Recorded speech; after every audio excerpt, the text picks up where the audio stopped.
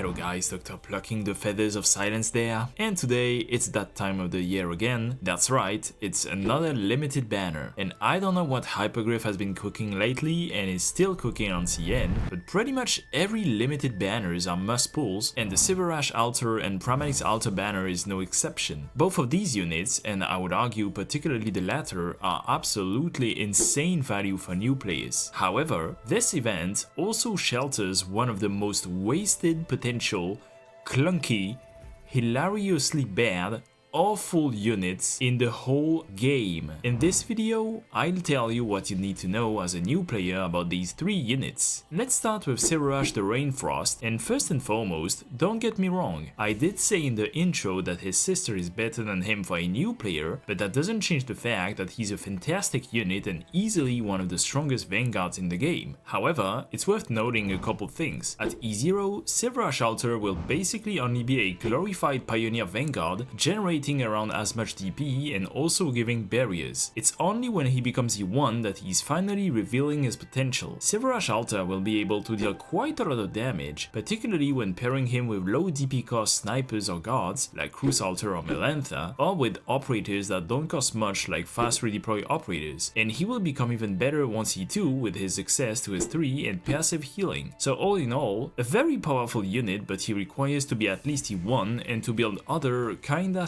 specific units to work, which I feel can be hindering for a new player, while his sister doesn't have these issues. Pramanix Altar is phenomenal. Her passive damage with the cold tie she generates on that high, however her S1 damage even at level 1 is nothing to scoff at, and her push can even be very useful early on. However, the main event is when she becomes E1 and acquires her S2, an unlimited duration skill that gives her an insane attack boost on top of freezing your blue box, essentially giving you a quote-unquote free defender near your blue box. Her S3 once she gets E2 is a bit more niche, although it does give her access to lure, meaning the current strongest crowd control effect in the game, but most importantly it also gives her a cold effect whenever she gets hit, and the free revive once per deployment. The cold paired with her S2 cold on ties or with Silverash the Rainfrost can actually greatly help you in the early to mid game by keeping enemies in place and increasing the damage of Pramanix and your other casters. So you might be wondering, since both of these units are great, what's the deal with the title of this video? Well,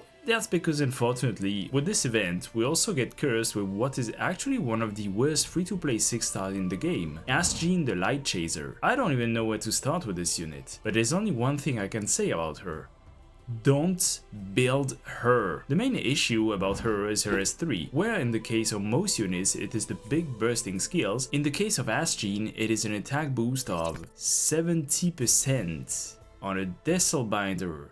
What the actual fuck? Angelina has had a 150% attack boost since day 1 and can attack 3 more targets. What the actual fuck is this shit? Her S1 somehow gives her more attack, but a simple double attack plus attacks bounce between enemies is definitely not gonna cut it. Her S2 I feel is only decentish when paired with a Shadow in IS, and even then I doubt I would even want to recruit her for that. I have no idea what they were cooking with this unit. I honestly think they forgot the 3rd digit on her S3's damage or something. It's genuinely baffling to imagine we got Sancta Mixaparato, a much better 6-star unit not too long ago. So if you're a new player starting with this event, good luck on your pulls, but please don't waste your resources on Asjin. She's really not worth it. So that's it for this video guys. Don't forget to leave a like, subscribe, and I see you in the next one.